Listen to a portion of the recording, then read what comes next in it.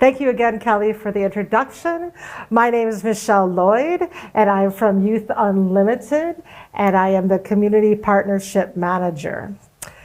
Before I begin my presentation, I have a few slides that I want you to read through. There's some stats that were taken before the pandemic from Stats Canada about our youth.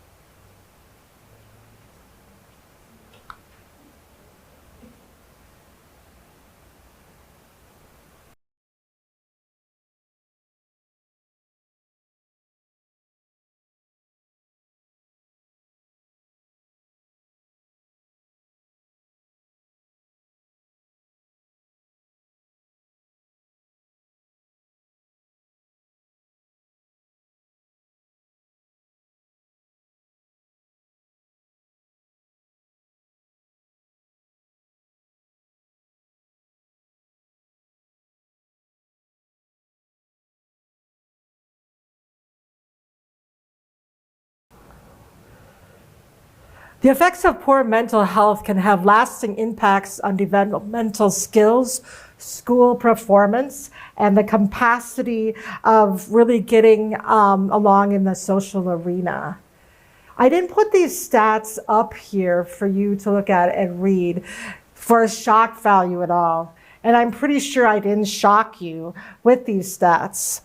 In fact, my question is, have we become numb to these facts? Perhaps numb is a harsh word. Maybe helplessness is a word that sometimes we feel like it's beyond our control. We are talking about our youth in our Edmonton community. Here is the data. Here is the evidence. Here is why Youth Unlimited exists. We want to see the youth connected and accepted, the needy help. We want to make sure that those who are victimized have been reached, and the type of work that Jesus started, we continue. Our vision is to see every person have the opportunity to explore their potential, understand their worth, and discover hope. Potential. Remember when you were a young child and a grown-up would ask you, what do you want to be when you grow up? You can see the light in their eyes. I want to be a doctor. I want to be an airplane pilot. I want to be a fire person. I want to be a policeman. They would just flow those words out of their mouth. When we ask the question to our youth, we ask it differently. We say, what are you going to do with your life? What does your life look like? Where are you going to go to school? What are you going to study? And we kind of get this blank stare. We get this anxiety happening because we put expectations on 15 to 18-year-olds. That's kind of scary. But if we twist that question around and we ask our youth, what is your spark? What is the fire you have? What is your passion? What gets you up in the morning? You'll see a different face on them. They'll say, nobody's ever asked me that question. They ask me if I smoke. They ask me, do I do drugs? They ask me how I do in school. But nobody's asked me what I am passionate about. We've got to turn the tables And how we turn the tables is on that is some of the things what we do at Youth Unlimited.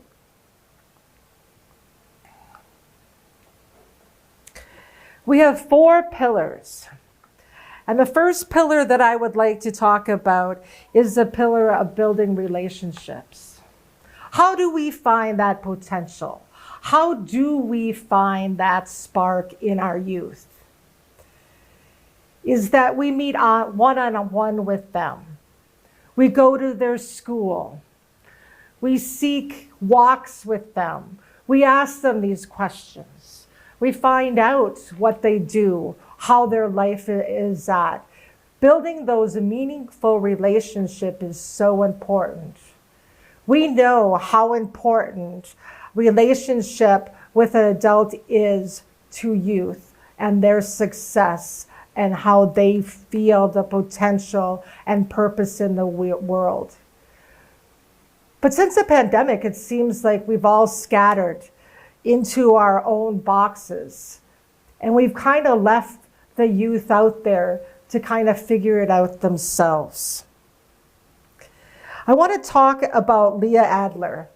Leah Adler was a mother, and she had an 8-year-old son.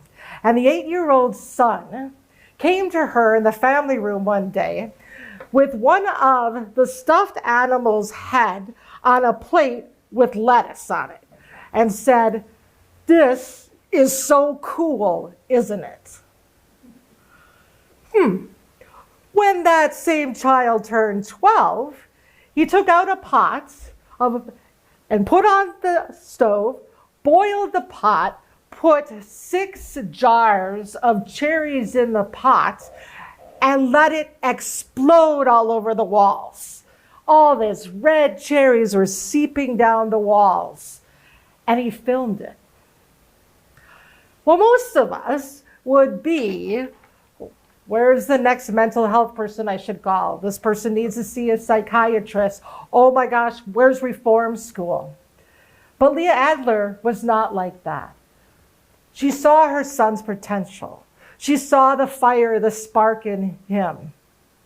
And she nurtured it. And she showed him his worth. And we all know what he's worth now. His name was Steven Spielberg. It's amazing what an adult that nurtures the youth and learns them and meets them where they're at. And so that's so important to us, is meeting the kids of where they're at. So we want to influence each and every kid that comes to us, and where they're at is so important. We don't have an alternative agenda. We're asked because we're a faith organization, are you going to change these kids of who they are? Absolutely not. We're here to support them where they're at. I had a youth director ask me the other day, and he said, do you just, on their journey, if their journey is just 10 miles, at the 5th mile marker, would you then put your agenda to them? No. We walk with them. We walk with them who they are, what gender they are, what social skills they have, sexual orientation. We're very strong out there in that. That's why we try to do what Christ did. Another pillar that I want to talk to you about is the pillar of safe spaces. And that's what I'm talking about, safe spaces. Kids need a safe space where they can go to, be heard, hang out, talk with their friends, talk with our mentors, talk with our volunteers. But it has to be a safe space. Our leaders ask me, as you go out and talk to the community, as you partner with other nonprofit organizations, churches, synagogue, I want you to protect our kids. I don't want anybody that can come into our center or meet our kids that isn't going to accept them for who they are. So safe places where the kids can hang out is a place that we have 4 centers across Edmonton, which I will show you in a bit here. Another one is the holistic care, is that we look at the whole, especially the mental health. If you were to go out and break your arm and you were going to go to play football and throw the ball, it would be kind of hard. If you have some mental issues or some things that you're struggling about, and we're forcing you into something that you're not ready for, you won't succeed. This past weekend, one of our staff missed a wedding because he was there doing suicide watch for one of his students, and also got involved in the family and nurtured and cared for the brothers and sisters as this struggle. So it's going beyond just feeding the kids. Each of our centers, the kids come in and we feed them each week. The one that we want to work on more is giving back. When I was in youth and family ministry about 20 years ago, I had a very vibrant youth group. And I asked them a question before I took the job here at Youth Unlimited. I said, what do you remember about the time you spent in our youth group? I thought it would be the largest Sunday, going to the mountains and everything. Each and every one of them said in their top 3 things, it wasn't the programs. It was the ride to where we were going was one.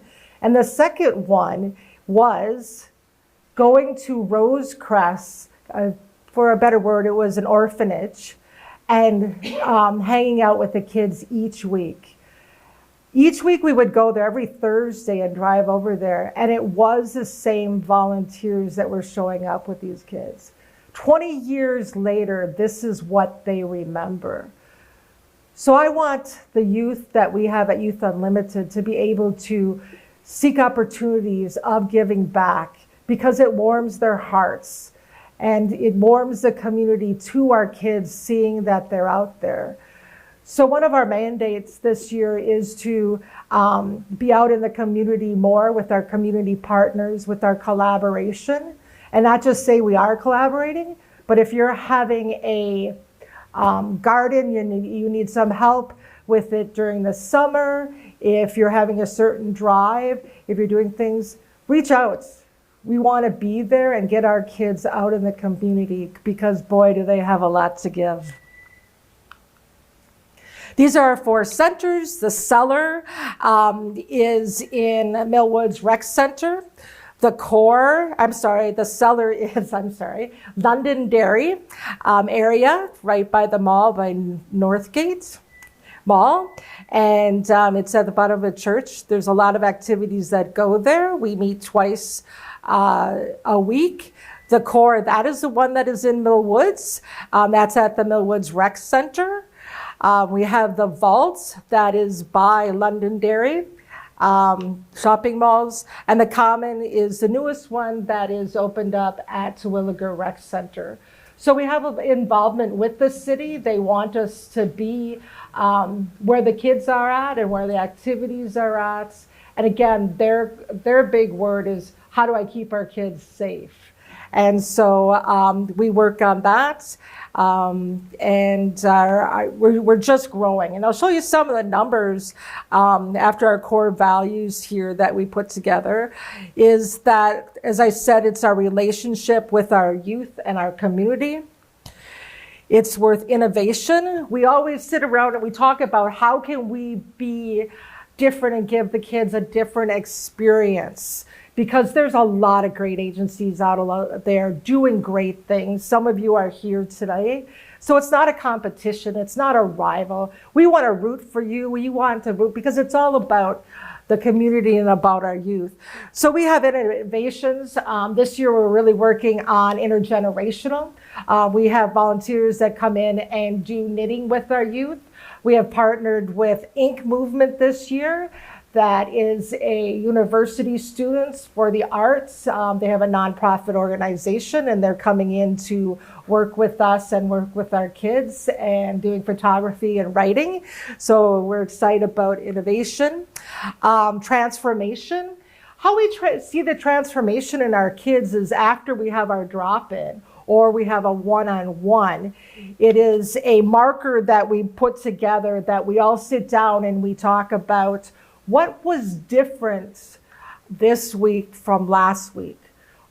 What was different about Adam from last week? Well, Adam talked a lot more. He opened up this week. I saw Sue, she was there and she was talking to other people instead of just sitting on a Game Boy. It's really interesting that in our youth centers is what the kids are more attracted to are the things that that are working with the volunteers and adults that are there, but also that are with their youth themselves. When I volunteered, the first time I volunteered at our youth center, we played Jamunga, that game that's that wood game. And so I sat there and one of the kids had thought of this. I didn't know if they saw it somewhere. They put questions. So if you got the piece out, you would have to answer, what is your favorite food? So you got to know it was interaction. So one of our biggest things there too is the couches. They sit at the couch. They talk to our older volunteers. So transformation, we see things transformed when you give human touch to youth. So this is what's been happening at our youth centers in 2022. We had 260 events hosted, 973 individual youth, 4,876 meals served, 5,076 attendance, 115 meaningful sessions, and 353, and this is where I'm talking about significant impact markers. Now wait. 2023, our first 2 quarters. If you look at the green over here, and we have 2022 versus 2023, you'll see the big difference in the mentoring, in the meals served. It's a big jump that we're seeing. We have the kids, and the community asks, what can we do? It's a matter of time. It's not pouring more money into, it's not always bringing more programs in.